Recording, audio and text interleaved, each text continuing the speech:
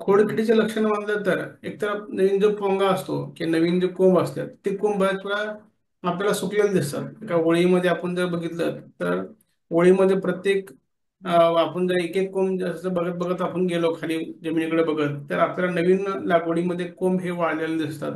आणि जर कोंब वाळलेला कोंब जर असा उपटला तर तो सगळं सहज बाहेर येतो आणि त्याला एक उग्र प्रकारचा वास येतो त्या पोंग्याला, त्या नवीन कोंबाला. आणि तो आतमधून खराब झालेला असतो आणि ती पुढची वाढ त्याला थांबते.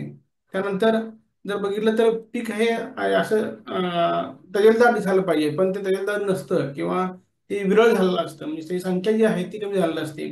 असं प्रत्येक कोंबाच्या वजन बघितलं तर आपल्याला कुठेतरी विरळ संख्या दिसते.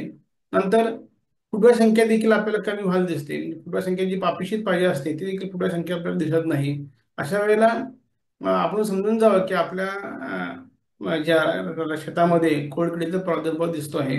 आणि जर पोंगा आणि विरळ पोंगामर आणि विरळ झालेलं पीक संख्या आणि फुटव्या संख्या कमी आहे तर हा ठेवायची खोडकिडीचा प्रादुर्भाव आपल्या जमिनीमध्ये आपल्या शेतामध्ये झालेला आहे. धन्यवाद.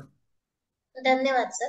आता शेतकरी बांधवांना बघा, सरांनी सांगितलं की पोंगा महत्वाचं. तुम्ही शेतामध्ये जर तुम्ही एक 8 दिवसांनी 10 दिवसांनी किंवा असं फेरफटका मारत असाल तर तुम्हाला जे नवीन निघतायत कोंब, जो आता फोटोमध्ये बघत असाल, जो मधला कोंब आहे तो वाळलेला आहे.